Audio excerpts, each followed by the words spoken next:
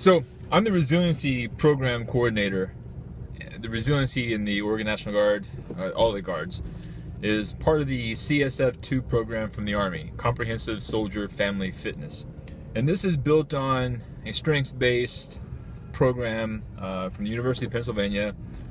Karen Rivich, Martin Seligman, others have put together a bunch of tools that people have learned and to help build more resilient soldiers. And the premise is pretty easy to, well, you'd think it's easy, but for some reason it's hard for people to get their heads around. It's strengths-based, that if we focus on different dimensions of a person's fully flourishing, valued life, what are those dimensions? You know, physical health, family. The Army specifically makes a point to illustrate that family fitness is important. Social connections, emotional well-being, just knowledge in what your emotions are and how they work. Something that you see different levels of ability in this, particularly men. For the most part, we're failing at this. So training in these things, it will help build resiliency. I mean, it sounds like a no-brainer. It kind of is, but there's a lot of different research that supports it, and a lot of great books out there to read. I mean, email me, I'll send you a ton. But so now we send people to trainers, sergeants and such, to become MRT trainers, Master Resilience Trainers, and they go to school and they come back and they're fired up. They're like, yes, this is why I joined the Army. This mindset of be all you can be. I mean, when's the last time you heard that, right? That was a great slogan back in the day. Now we have an army of one and army strong. I don't like that. But be all you can be, that's awesome. Army Strong, the problem with Army Strong is that it's going yet to another book. Carol Dweck has a great book called Mindset that I've just started. And the mindset here is there's two different types of mindset. One mindset is identity. You either are or you are not. And the other mindset is mastery. And we're not all the way in one or the other in all domains of our life. I mean, we will, for example, I'm in mastery mindset in a lot of different areas, but when it comes to physical fitness, I'm in the identity mindset. I'm either in shape or I'm not. And when I'm not performing well in physical exercise, I'm like, I'm down on myself. And I have to retool that to a mastery mindset to where I can, okay, well, maybe try to lift this much or run this fast or whatever. So it's a different thing there. But so Army Strong is definitely an identity mindset. You're either Army Strong or you're not. Where's the room for improvement? Yeah. Well, as be all you can be is constantly saying, hey, do more, be more, accomplish more, learn more, grow more. Hoorah! Or in the Army they say hooah. But Prime Marine, I can't say hooah. It just doesn't come out. I'm used to saying hoorah. So I get these soldiers come back from MRT training and they're like, yeah, this is why I joined the Army. This be all you can be mindset. I want to train soldiers like this. I mean, there's a lot of good NCOs out there and officers that have this mindset of how can we do this training. But then they're like, well, how do we do this? I mean, to be honest, Army training is not set up this way. Army training is set up, check the box. Here's your time hack. Move this step, this step, this step. I get the goal in a lot of that, but sometimes we can't see the forest because we're busy looking at a tree. So here's to all those MRTs that are coming back and they're like, how am I going to do this training?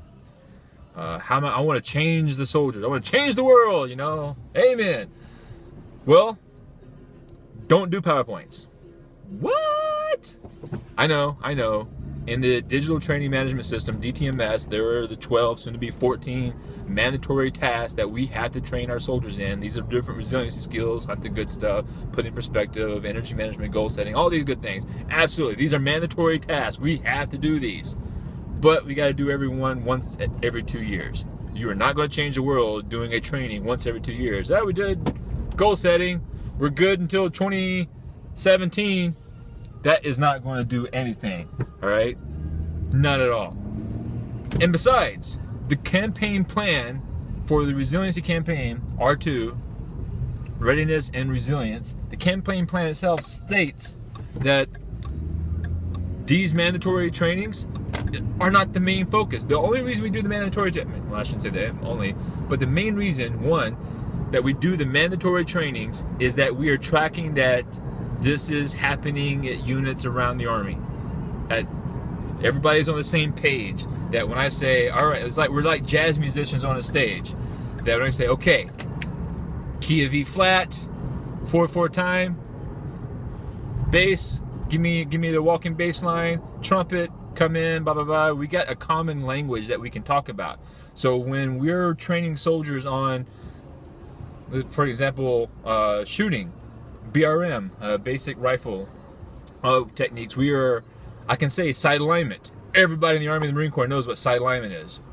You know, sight picture, breath control, trigger pull, body posture, natural point of aim, all of this good stuff. I can coach these concepts because if you are a properly trained soldier or Marine, you have had this training at some time. You may not be good on the fundamentals, but I can train you on it. I can say, oh yeah, my Stockwell was not good. I've got to get consistency in that. It's the same thing with what I'm learning now with a CrossFit gym here, is that I'll be doing a deadlift and they'll say, you're not popping your hips. Oh yeah, I forgot, I got to pop the hips. What does that mean? Well, after going there for a while, I have started to learn what popping the hips was and how that is important in deadlifts. So, same thing. When we're doing these mandatory trainings, we are training our soldiers that this is what ATC is. Here's a model to talk about ATC. Activating event, thoughts, consequences, blah, blah, blah, blah, blah.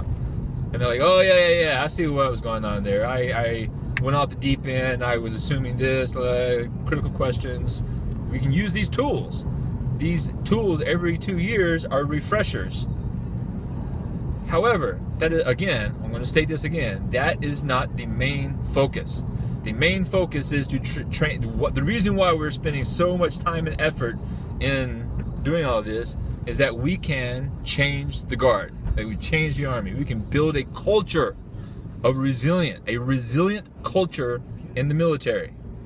That is not the same as everybody know how to type? We don't have a culture of typing. You see the difference? I'm not trying to just spread skills around. I'm trying to change the culture, the go-to attitude and behaviors and beliefs of people.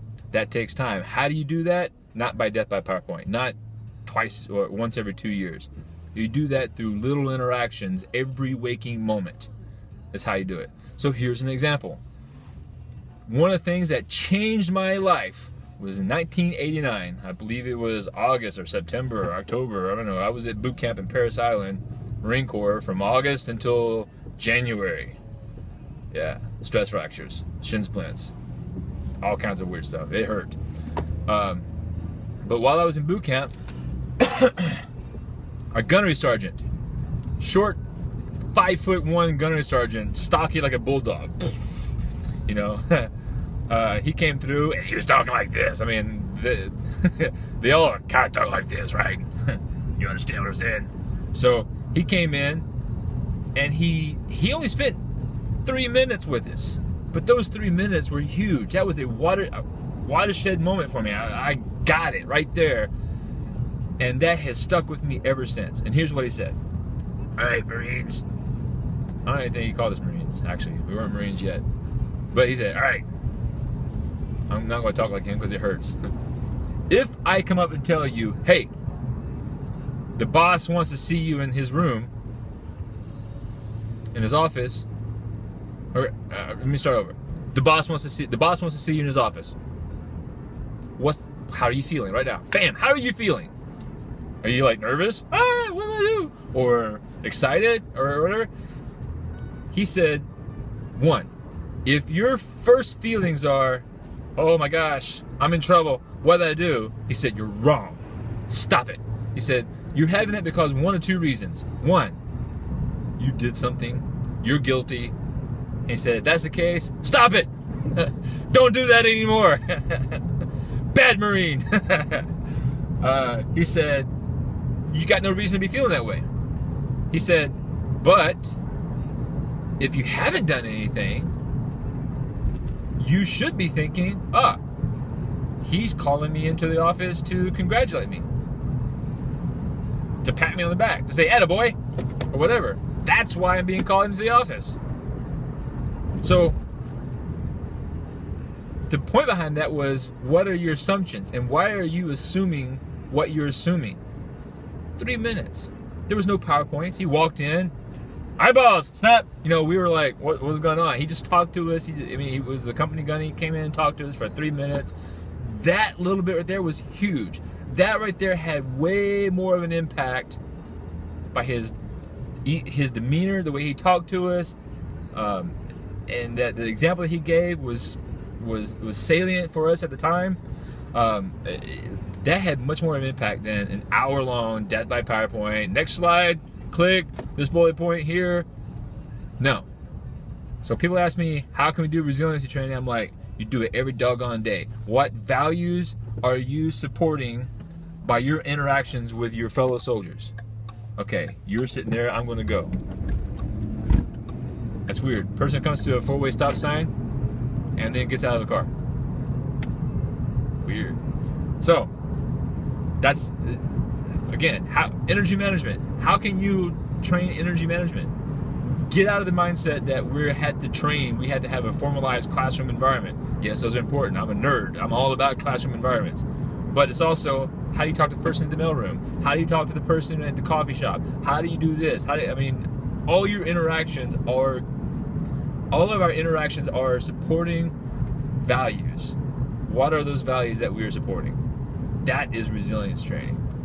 That is what we are trying to change. And as we change that, we will make our fellow soldiers and family members and Department of the Army civilians stronger, more resilient. Hoorah!